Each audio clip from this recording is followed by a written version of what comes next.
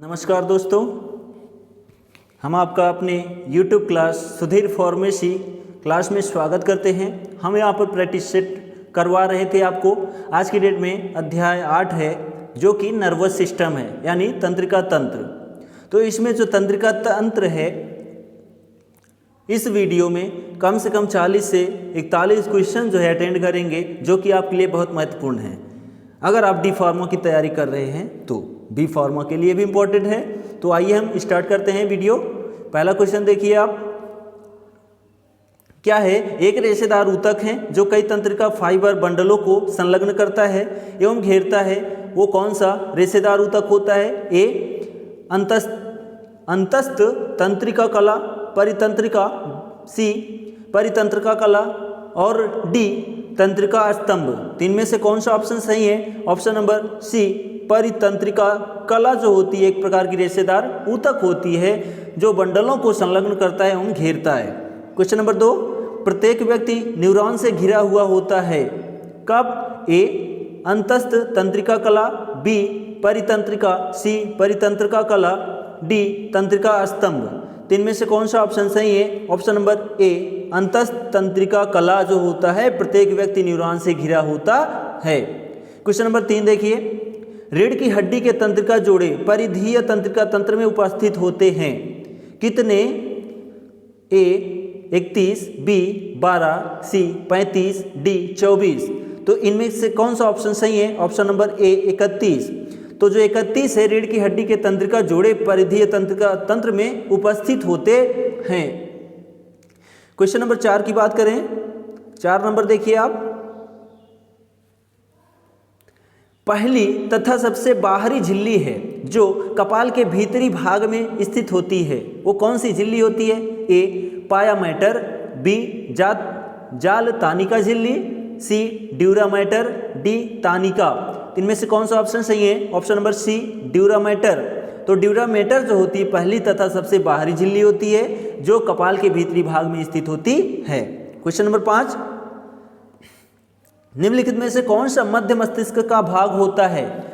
वो कौन सा भाग होता है जो मध्य मस्तिष्क में स्थित होता है? ए थैलेमस, बी अनुमस्तिष्क, सी टैक्टम, डी मज्जा। तो इनमें से कौन सा ऑप्शन सही है? Option number C tectum. तो टैक्टम जो होता है मध्य मस्तिष्क का भाग होता है। आगे हम क्वेश्चन बढ़ते हैं क्वेश्चन नंबर 6 की तरफ। क्वेश्चन नंबर 6 देखिए आप, मस्तिष्क तथा रीढ़ की हड्डी के आसपास संयोजी ऊतक से बनी झिल्लीदार रचनाओं को कहा जाता है क्या? ए जाल तनिका, बी कपाल तनिका, सी रीढ़ तानिका, डी तानिका। तीन में से कौन सा ऑप्शन सही है? Option number D Tanika. Tanika जो होती है मस्तिष्क तथा रीढ़ की हड्डी के आसपास संयोजी ऊतक से बनी झिल्लीदार संरचनाओं को तानिका कहा जाता है। क्वेश्चन नंबर 7 देखिए, सबसे अंतर्मम परत है जो मस्तिष्क तथा रीढ़ की हड्डी के बगल में स्थित होती है। वो कौन सी परत होती है? ए पायामेटर, बी ड्यूरामेटर, सी जाल तानिका झिल्ली, डी पूर्ववर्ती माध्यिका विदर। इनमें से कौन सा ऑप्शन सही है? ऑप्शन नंबर ए पायामेटर जो होती है सबसे अंतरतम परत होती है जो मस्तिष्क तथा रीढ़ की हड्डी के बगल में स्थित होती है। आगे हम क्वेश्चन बढ़ते हैं क्वेश्चन नंबर 8 की तरफ देखिए आप, नीलय हाइपोथैलेमस से बेहतर तथा थैलेमस के बाएं एवं दाएं भागों के बीच में स्थित होता है। ए पहली, बी दूसरी, सी तीसरी, डी चौथी। तो किस निलय में? तो यहाँ पर ऑप्शन नंबर सी तीसरी, जो तीसरा निलय होता है हाइपोथैलेमस से बाहर बेहतर तथा थैलेमस के बाएं एवं दाएं भागों के बीच में स्थित होता है। कौन? तीसरा निलय। नेक्स्ट क्वेश्चन नंबर 9, चौथा निलय मस्तिष्क के तने तथा सेरिब्रम के बीच में स्थित होता है। कहाँ पर स्थित होता है? ए पश्च मस्तिष्क, बी मध्य मस्तिष्क, सी अग्र मस्तिष्क, डी थैलेमस। तीन में से कौन सा ऑप्शन सही है? ऑप्शन नंबर ए पश्च मस्तिष्क जो होता है चौथे निलय के मस्तिष्क के तने एवं सेरिब्रम के बीच में स्थित होता है। कौन? पश्च मस्तिष्क। नेक्स्ट हम क्वेश्चन आगे बढ़ते हैं क्वेश्चन नंबर 10 देखिए आप, वह स्थान है जहां CSF का संश्लेषण होता है। तो यहाँ पर ए मेरुरज्जु, बी रक्त कपटल जालिका, सी केंद्रीय नलिका, डी पृष्ठीय मूल। तीन में से कौन सा ऑप्शन सही है? ऑप्शन नंबर बी रक्तक पटल जालिका जो होता है ऐसा स्थान होता है जहां CSF का संश्लेषण होता है। आगे हम बढ़े क्वेश्चन नंबर 11 की तरफ। देखिए आप, मस्तिष्क एक हड्डी की संरचना में घिरा होता है जिसे कहा जाता है, क्या कहा जाता है? ए प्रमस्तिष्क प्रांतस्था, बी विदर, सी सल्कस या परिखा, डी कपाल। तीन में से कौन सा ऑप्शन सही है? ऑप्शन नंबर डी कपाल। तो कपाल क्या होता है? मस्तिष्क के एक हड्डी संरचना में घिरा होता है जिसे कपाल कहा जाता है। क्वेश्चन नंबर 12, एक वयस्क में मस्तिष्क का औसत भार लगभग कितने ग्राम होता है? ए 1600 ग्राम, बी 1450 ग्राम, सी 1500 ग्राम, डी 1650 ग्राम। तीन में से कौन सा ऑप्शन सही है? ऑप्शन नंबर ए 1600 ग्राम। तो यहाँ पर एक वयस्क में मस्तिष्क का औसत भार लगभग 1600 ग्राम होता है। नेक्स्ट क्वेश्चन नंबर 13, मस्तिष्क के मुख्य भाग का निर्माण करता है कौन? ए प्रमस्तिष्क, बी मस्तिष्क नली, सी अनुमस्तिष्क, डी मध्य मस्तिष्क। तो इनमें से कौन सा ऑप्शन सही है? ऑप्शन नंबर ए प्रमस्तिष्क जो होता है मस्तिष्क के मुख्य भाग का निर्माण करता है। क्या? प्रमस्तिष्क। क्वेश्चन नंबर 14 की तरफ हम बढ़े तो 14 नंबर में क्या है? प्रमस्तिष्क का बाहरी किनारा धूसर पदार्थ से बना होता है तथा इसे किसके रूप में जाना जाता है? ए प्रमस्तिष्क मज्जा, बी प्रमस्तिष्क एक्वाडक्ट, सी प्रमस्तिष्क प्रांतस्था, डी सेप्टम पेलुसिडम। तीन में से कौन सा ऑप्शन सही है? ऑप्शन नंबर सी प्रमस्तिष्क प्रांतस्था जो होता है प्रमस्तिष्क का बाहरी किनारा धूसर पदार्थ से बना होता है तथा इसे प्रमस्तिष्क प्रांतस्था के रूप में भी जाना जाता है। क्वेश्चन नंबर 15, प्रमस्तिष्क प्रांतस्था के नीचे स्थित पदार्थ को प्रमस्तिष्क मज्जा के रूप में जाना जाता है। वो किस रंग का होता है? ए सफेद, बी ग्रे, सी पीला, डी काला। तीन में से कौन सा ऑप्शन सही है? ऑप्शन नंबर ए सफेद। तो प्रमस्तिष्क प्रांतस्था के नीचे स्थित सफेद पदार्थ को प्रमस्तिष्क मज्जा के रूप में जाना जाता है। क्वेश्चन नंबर 16, भ्रूण के विकास के दौरान कार्टिकल क्षेत्र तेजी से विस्तार से गुजरता है तथा कई इनफोल्डिंग बनाता है जिसे कहा जाता है, क्या कहा जाता है? ए विदर, बी सल्कस, सी क्यारी, डी खांच। तीन में से कौन सा ऑप्शन सही है? ऑप्शन नंबर सी ग्यारी। तो जो ग्यारी होती है भ्रूण के विकास के दौरान कार्टिकल क्षेत्र तेजी से विस्तार से गुजरता है तथा कई इनफोल्डिंग बनाता है जिसे ग्यारी कहा जाता है। आगे हम बढ़ते हैं क्वेश्चन नंबर 17 की तरफ। बाएं तथा दाएं प्रमस्तिष्क गोलार्धों को एक प्रमुख द्वारा अलग किया जाता है। किसके द्वारा अलग किया जाता है? ए पार्श्व विदर, बी अनुप्रस्थ विदर, सी क्षैतिज विदर, डी अनुदैर्ध्य विदर। तीन में से कौन सा ऑप्शन सही है? ऑप्शन नंबर डी अनुदैर्ध्य विदर जो होता है बाएं तथा दाएं प्रमस्तिष्क गोलार्धों को एक प्रमुख अनुदैर्ध्य विदर द्वारा अलग किया जाता है। क्वेश्चन नंबर 18, दो प्रमस्तिष्क गोलार्धों को आंतरिक रूप से जोड़ता है, वो कौन होता है? ए महासंयोजन पिंड, बी पार्श्वनिलय, सी क्षैतिज विदर, डी पार्श्व सल्कस। तीन में से कौन सा ऑप्शन सही है? ऑप्शन नंबर ए महासंयोजन पिंड जो होता है दो प्रमस्तिष्क गोलार्धों को आंतरिक रूप से जोड़ता है। क्वेश्चन नंबर 19, प्रमस्तिष्क के ललाट खंड को पार्श्विका खंड से एक द्वारा अलग किया जाता है। किसके द्वारा? ए क्षैतिज विदर, बी अनुप्रस्थ विदर, सी केंद्रीय सल्कस, डी महासंयोजक पिंड। तीन में से कौन सा ऑप्शन सही है? ऑप्शन नंबर सी केंद्रीय सल्कस जो होता है प्रमस्तिष्क के ललाट खंड को पार्श्विका खंड से एक केंद्रीय सल्कस द्वारा अलग किया जाता है। क्वेश्चन नंबर 20, प्रमस्तिष्क प्रांतस्था के प्रमस्तिष्क तथा मस्तिष्क के अन्य भागों में मेरुरज्जु तथा विपरीत क्रम में तंत्रिका आवेग को संचालित करने में शामिल होता है, वो कौन होता है? ए संधायी पथ, बी प्रक्षेपण पथ, सी संयोजन पथ, डी मेरुदंड पथ।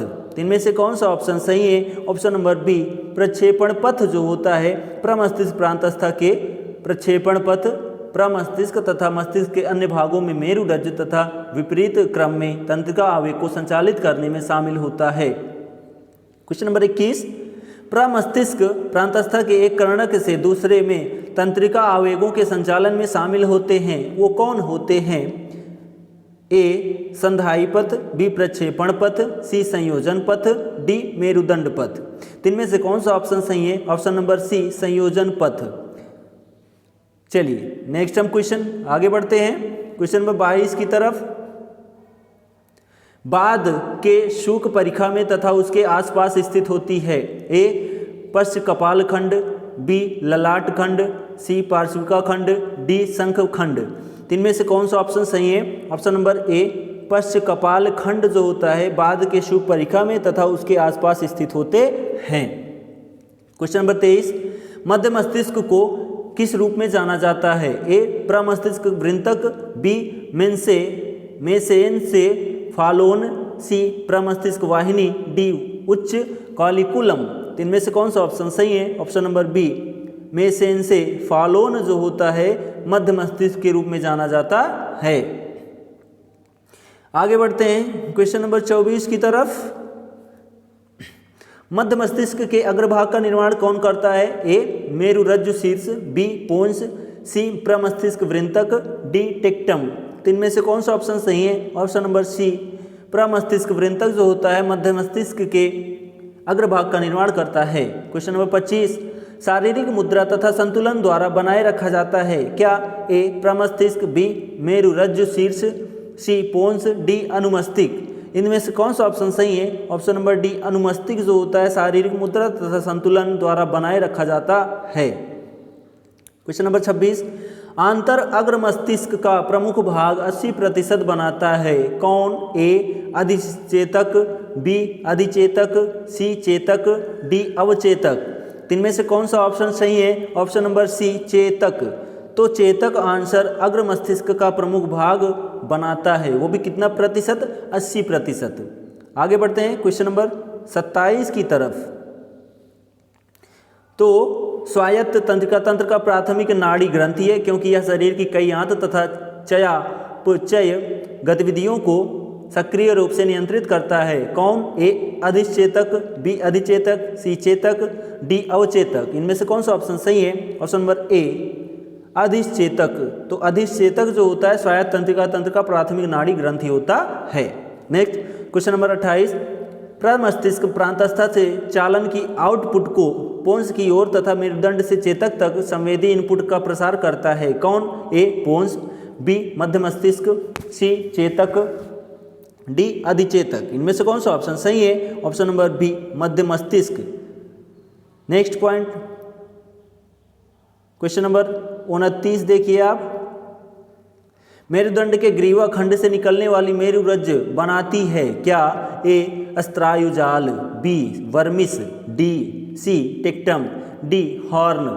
तीन में से कौन सा ऑप्शन सही है? ऑप्शन नंबर ए अस्त्रायुजाल जो है मेरुदंड के ग्रीवा खंड से निकलने वाली मेरुरज्जु जो होती है अस्त्रायुजाल बनाती है। क्वेश्चन नंबर 30, शंकु मज्जा से निकलता है तथा मृदु तानिका का एक विस्तार है जो हीन रूप से फैला हुआ है तथा रीढ़ की हड्डी को पुच्छास्थिर तक रखता है। ए पश्च मध्यिका सल्कस, बी कटि विवर्धन, सी पुच्छीय अश्व, डी अंत्य सूत्र। इनमें से कौन सा ऑप्शन सही है? ऑप्शन नंबर डी अंत्य सूत्र जो होता है शंकु मज्जा से निकलता है तथा मृदु तानिका का विस्तार होता है। चलिए नेक्स्ट क्वेश्चन हम देखते हैं क्वेश्चन नंबर 31 की तरफ बढ़ते हैं। मेरुरज्ज के पूर्व काल प्रक्षेपित हॉर्न को किस रूप में जाना जाता है? ए अधर हॉर्न, बी पार्श्वगेय हॉर्न, सी पृष्ठीय हॉर्न, डी अंतर मध्यस्थ हॉर्न। तीन में से कौन सा ऑप्शन सही है? ए अधर हॉर्न जो होता है वो मेरुरज्ज के पूर्वकाल प्रक्षेपित हॉर्न को के रूप में जाना जाता है, अधर हॉर्न। 32 आवेगों के प्रसार के लिए मार्ग के रूप में कार्य करता है तथा शरीर के अंग को CNS एक प्रतिक्रिया उत्पन्न करता हूँ।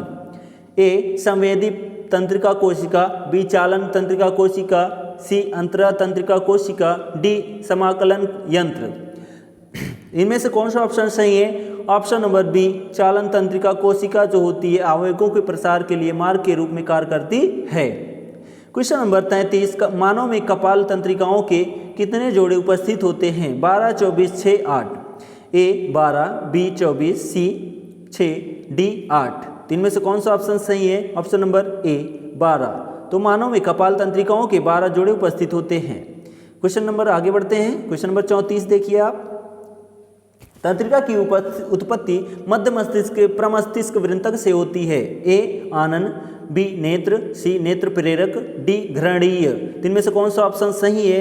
तो ऑप्शन नंबर सी नेत्र प्रेरक जो होता है, तंत्रिका की उत्पत्ति मध्य मस्तिष्क के प्रमस्तिष्क वृंतक से होती है। क्वेश्चन नंबर 35, तंत्रिका की उत्पत्ति मेरुरज्जु शीर्ष के पार्श्व पक्ष से होती है। ए अधोजीवा, बी फुफ्फुस जठर, सी जीवनाग्रसनी, डी श्रवण। इनमें से कौन सा ऑप्शन सही है? तो क्वेश्चन नंबर 35 का ऑप्शन नंबर सी जिह्वाग्रसनी जो होती है, तंत्रिका की उत्पत्ति मेरुरज्जु शीर्ष के पार्श्व पक्ष से होती है। क्वेश्चन नंबर 36, नेत्र गोलक का घूमना किस तंत्रिका का कार्य है? ए नेत्र, बी त्रिधारा, सी वेगस, डी अपसरणी तंत्रिका। इनमें से कौन सा ऑप्शन सही है? ऑप्शन नंबर डी अपसरणी तंत्रिका जो होती है, नेत्र गोलक का घूमना जो है अपसरणी तंत्रिका का कार्य होता है। क्वेश्चन नंबर 37 देखिए आप।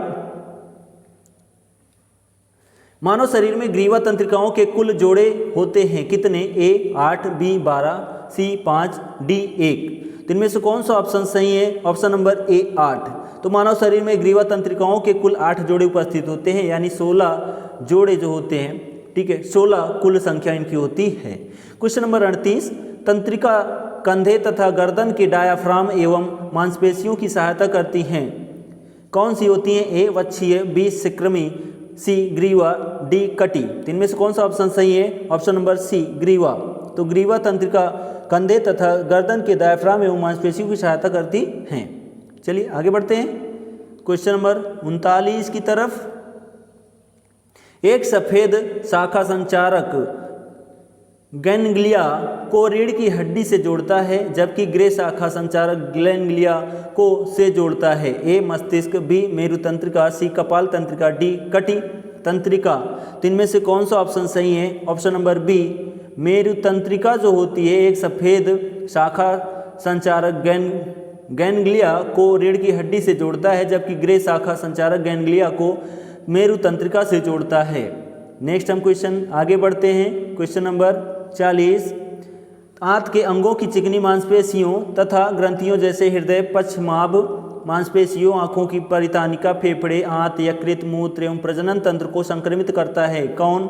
ए गंडिकापूर्ण अनुकंपी तंतु, बी गंडिका पश्च अनुकंपी तंतु, सी संपार्श्विक गैंग्लिया, डी सहानुभूतिपूर्ण ट्रंक। इनमें से कौन सा ऑप्शन सही है? ऑप्शन नंबर बी गंडिका पश्च अनुकंपी तंतु जो होता है, आंत के अंगों की चिकनी मांसपेशियों के ग्रंथों जैसे इन सब में जो है, इन सबको संक्रमित करता है। आगे बढ़ते हैं क्वेश्चन नंबर 41 की तरफ। देखिए, रीढ़ की हड्डी के त्रिक भाग के मध्य मस्तिष्क स्टेम तथा पार्श्विक वृषण रज्जु में उपस्थित होते हैं। ए गंडिकापूर्ण परानुकंपी तंतु, बी गंडिका पश्च परानुकंपी तंतु, सी परानुकंपी गैंग्लिया, डी कोलिन धर्मी तंत्रिका तंतु। इनमें से कौन सा ऑप्शन सही है? ऑप्शन नंबर ए गंडिकापूर्ण परानुकंपी तंतु जो होता है, रीढ़ की हड्डी के त्रिक भाग के मध्य मस्तिष्क स्टेम तथा पार्श्विक वृषण रज्जु में उपस्थित होते हैं। तो यहाँ पर हमने क्वेश्चन अटेंड किया कितना? Question number 41। तो यहाँ पर जो हमने अटेंड किया क्वेश्चन बहुत ही इंपॉर्टेंट थे डी फार्मा के एग्जाम की दृष्टि से। तो यहाँ पर तंत्रिका तंत्र से क्वेश्चन पुटअप किया गया। चलिए, तो हम मिलेंगे नेक्स्ट टॉपिक में नेक्स्ट वीडियो के साथ। तब तक के लिए हमारे इस चैनल को सब्सक्राइब करना ना भूलें। धन्यवाद।